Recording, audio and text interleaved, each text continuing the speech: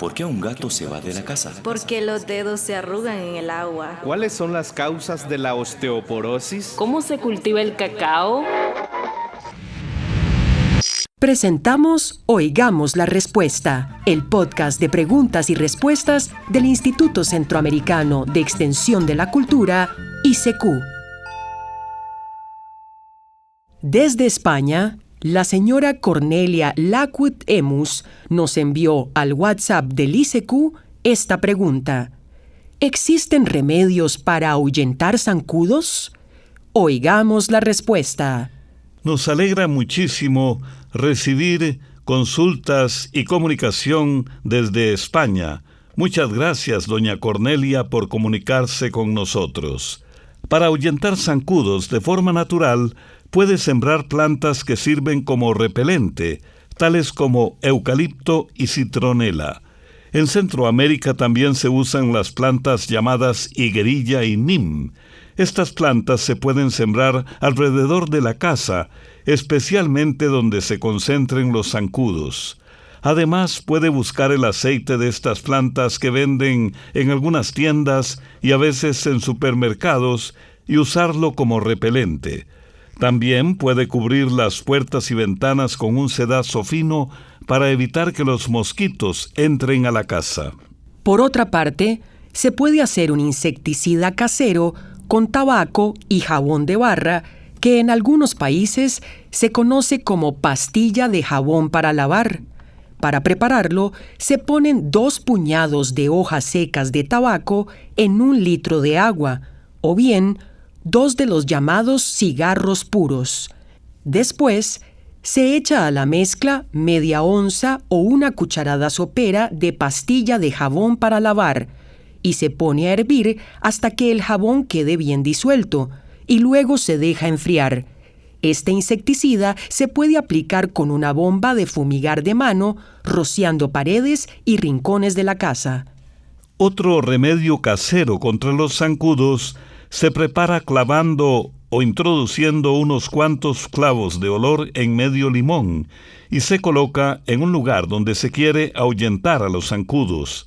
También puede hacer un repelente casero poniendo a hervir un buen puñado de clavos de olor en 1 litro de agua. Luego se deja enfriar, se cuela y se mezcla con aceite para bebés. Después, ese aceite lo puede aplicar sobre la piel. Por otra parte, puede fabricar una botella atrapa-zancudos.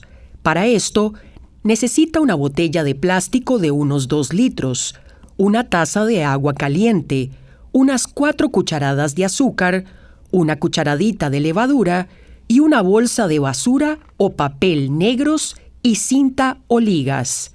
Lo primero que se hace es cortar la botella de plástico un poquito más arriba de la mitad y se guarda esa parte porque se necesita más adelante.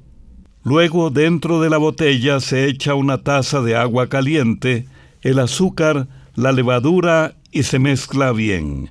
La levadura ayudará a crear un gas llamado dióxido de carbono que atraerá a los zancudos y quedarán atrapados en la mezcla dentro de la botella. Después se pone la parte que se cortó boca abajo dentro de la base y sin la tapa, de manera que quede bien ajustada. Finalmente la botella se envuelve con un papel negro o con una bolsa de plástico negro y se sujeta con cinta adhesiva o con ligas. En cuanto a los venenos comerciales, se sabe que en algunos lugares se hacen campañas de fumigación.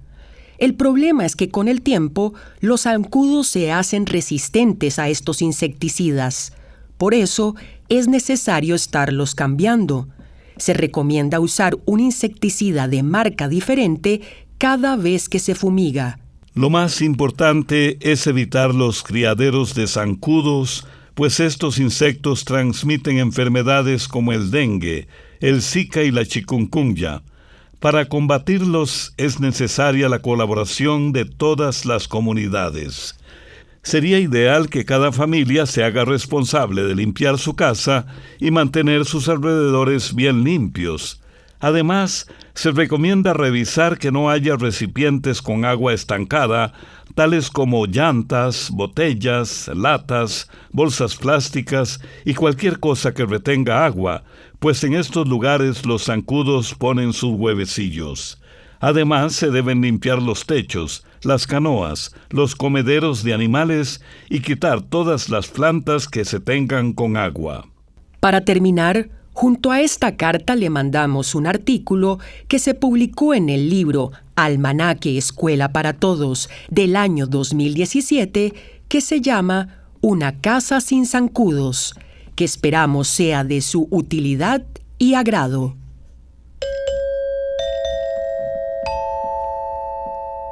Desde El Peñón, en Choluteca, Honduras, el señor Roberto Flores Montoya nos envió al WhatsApp del ICQ esta pregunta: ¿por qué una persona camina más rápido en la noche que en el día? Oigamos la respuesta. Existen varias razones por las que una persona puede caminar o correr más rápido de noche que de día. Una de estas razones es que de noche las temperaturas son más frescas y no se sienten los efectos agotadores de la luz directa del sol, y por eso se experimenta menos fatiga a la hora de hacer uno de estos ejercicios. Otra razón es que por la noche algunas personas son más activas que por las mañanas, cuando el cuerpo todavía no ha tomado ritmo. Por otra parte, dependiendo del lugar en donde se camine, es posible que de noche haya menos carros y menos personas en la calle, ayudando a que se pueda caminar con más espacio, tranquilidad y rapidez. También podría ser que por las noches la oscuridad y la soledad de algunos lugares obliguen a apresurar el paso para evitar alguna situación de peligro, o quizás simplemente caminamos más rápido para llegar pronto a casa. Envíennos sus preguntas al apartado 2948-1000 San José, Costa Rica. También nos pueden contactar al correo electrónico isq@isq.org o encuéntrennos en Facebook como Oigamos la Respuesta. ¿Sabía que la vainilla es producida por el fruto de una orquídea?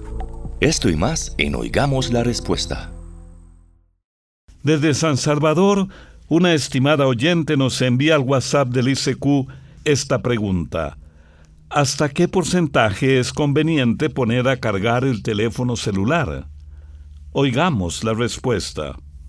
Hay empresas que fabrican teléfonos celulares que recomiendan mantener la batería del teléfono con una carga entre un 20 y un 80%. Vamos a explicarle este asunto.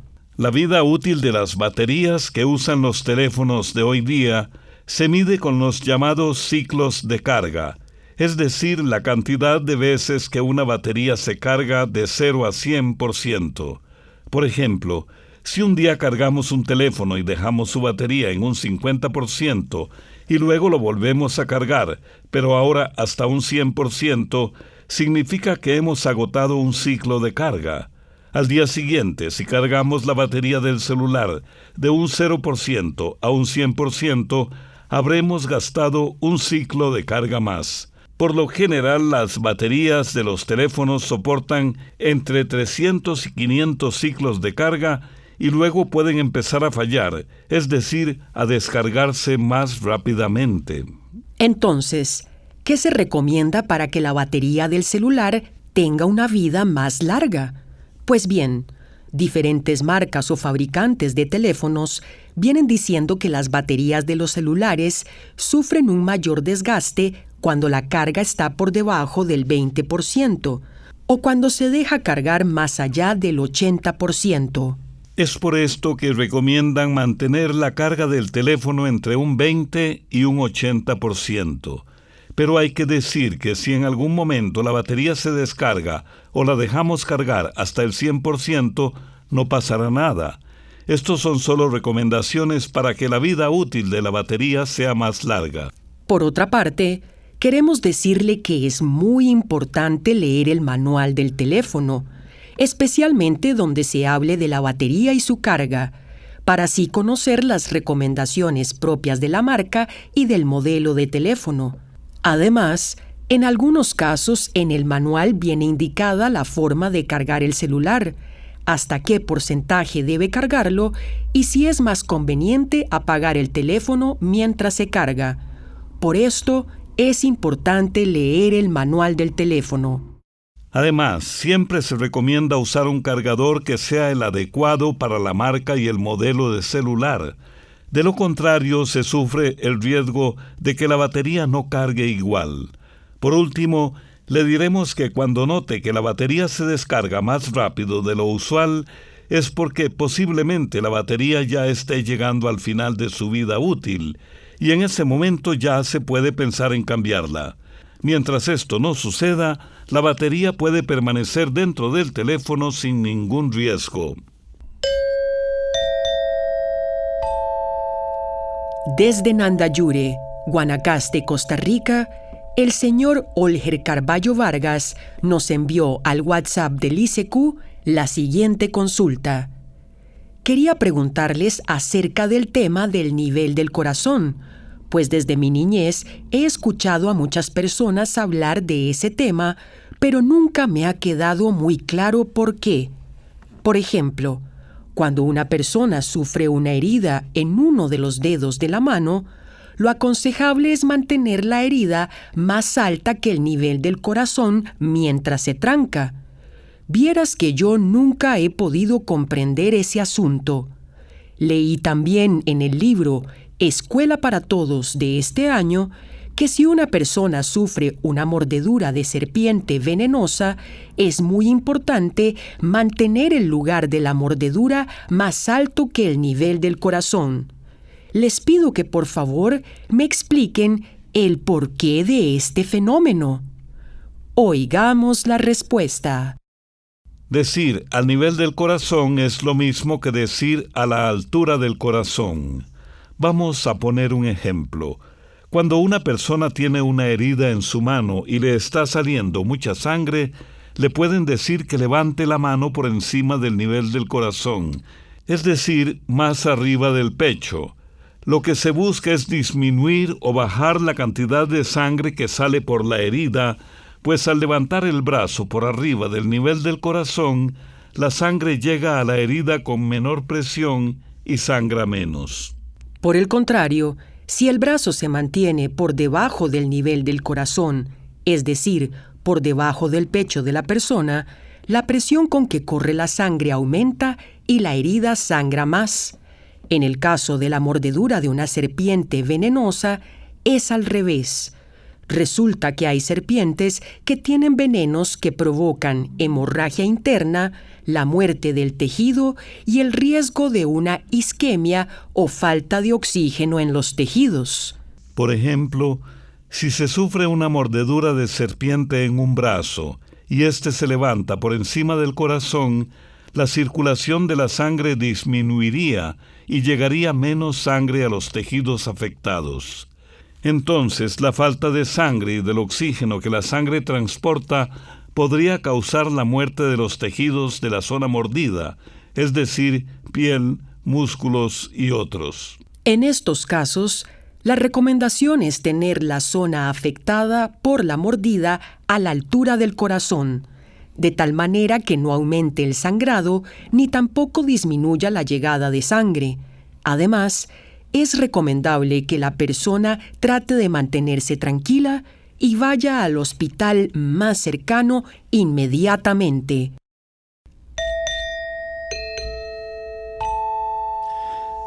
Desde Managua, Nicaragua, Juana Méndez pregunta: ¿qué tan cierto es que los murciélagos y los papalotes negros llegan a las casas que están hechizadas? Oigamos la respuesta. Desde tiempos muy antiguos, las personas han tratado de dar una explicación a todo aquello que no logran comprender. De esta manera, nacieron muchas creencias que han pasado de generación en generación y han llegado hasta nuestros días. Una de esas creencias es que ciertos animales, como los papalotes o mariposas negras, los murciélagos, algunas aves que tienen un canto triste, el canto de un gallo, entre otros, anuncian malas noticias como la muerte de una persona enferma, que la mala suerte va a llegar o que la casa tiene algún hechizo. Sin embargo, esto no es más que una creencia. Por ejemplo, puede que hace mucho tiempo haya muerto una persona y que de pura casualidad en ese momento cantó un gallo. Entonces se empezó a pensar que el gallo cantó o anunció la muerte. Sin embargo, se trata de una casualidad, pues muchas veces los gallos han cantado y no ha pasado nada. Lo mismo se cree cuando un murciélago o una mariposa negra llega a una casa. Sin embargo, cuando un murciélago llega a nuestra casa es porque se equivocó y extravió el camino de vuelta a su guarida.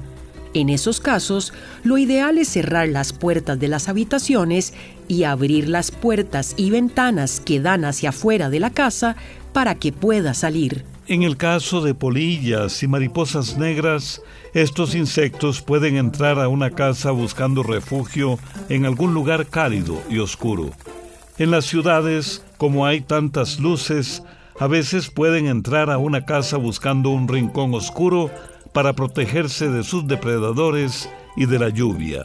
Para terminar, vamos a decirle que los hechizos y maleficios existen solo para las personas que creen en ellos, pues no tienen ningún efecto si las personas a las que supuestamente se los hicieron están tranquilas y no creen en ellos.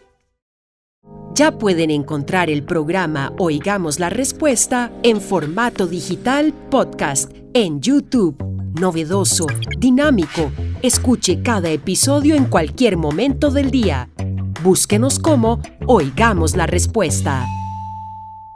También pueden contactarnos a través de un mensaje de WhatsApp al teléfono código de área 506, número 84 85 54 53, o háganos sus preguntas al teléfono código de área 506, número 22 25 52 38, o al número 22 25 53 38. Luego de la pausa musical, resolvemos una pregunta que nos llega desde Panamá a cargo de la señora Ashley Gaitán, quien nos escribió al correo electrónico del ICQ. ¿Es posible saber cómo funciona una computadora desde su base? Es decir, ¿cómo enciende? ¿Cómo se hace para que se vean letras, números, fotos? ¿Cómo empezó la primera computadora? Oigamos la respuesta.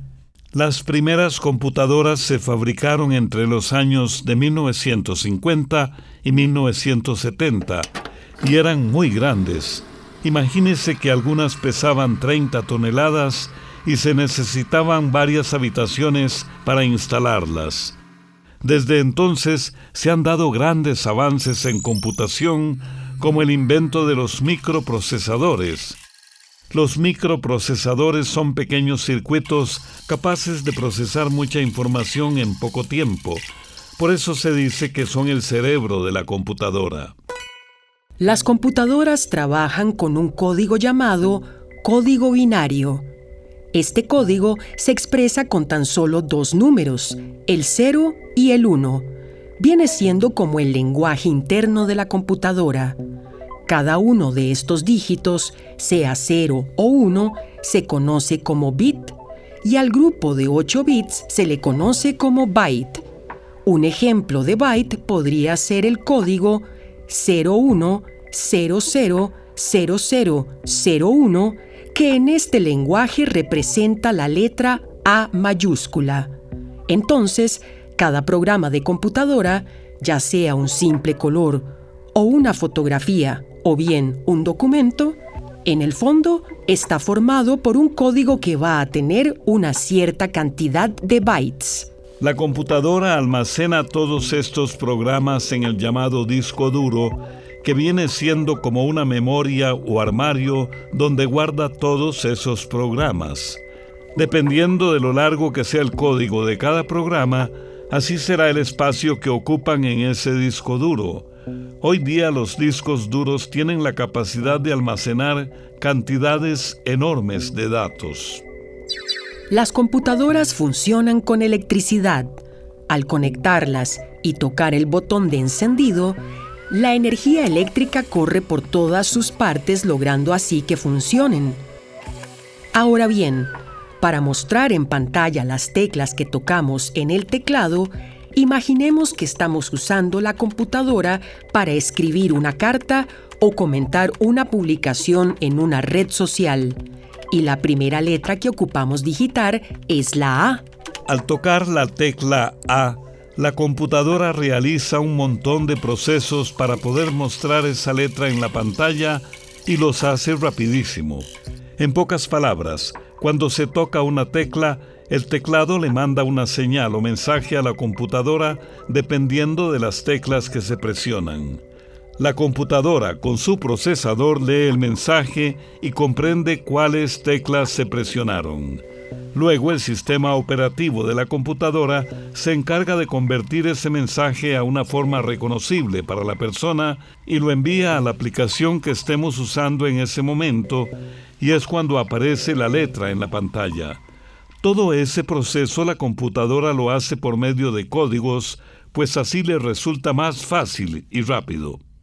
Por otro lado, para que una computadora funcione, necesita de varias partes que se pueden tocar con nuestras manos, como lo son el teclado, la pantalla, los circuitos y los aparatos que tiene dentro. Pero también necesita de lo que llaman software, que son todos los programas informáticos con los que podemos hacer muchas cosas en una computadora, desde jugar, navegar por Internet, redactar cartas, ver videos y mucho más. Actualmente es muy útil conocer el funcionamiento de las computadoras y el manejo de Internet, ya que vivimos en una época en que las computadoras y los envíos de datos pueden facilitar mucho las cosas. ¿Sabía que las palomas mensajeras existen desde tiempos muy antiguos? Fueron usadas por pueblos como los griegos, los chinos y los egipcios, miles de años antes del nacimiento de Cristo. En aquellas épocas, enviar mensajes atados a las patas de estas aves era una de las formas más rápidas de comunicación. Esto y más en Oigamos la Respuesta.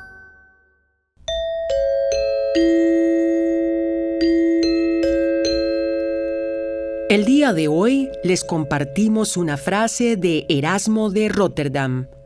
Más vale prevenir que curar. Esto fue Oigamos la Respuesta, el podcast de preguntas y respuestas del Instituto Centroamericano de Extensión de la Cultura, ICQ.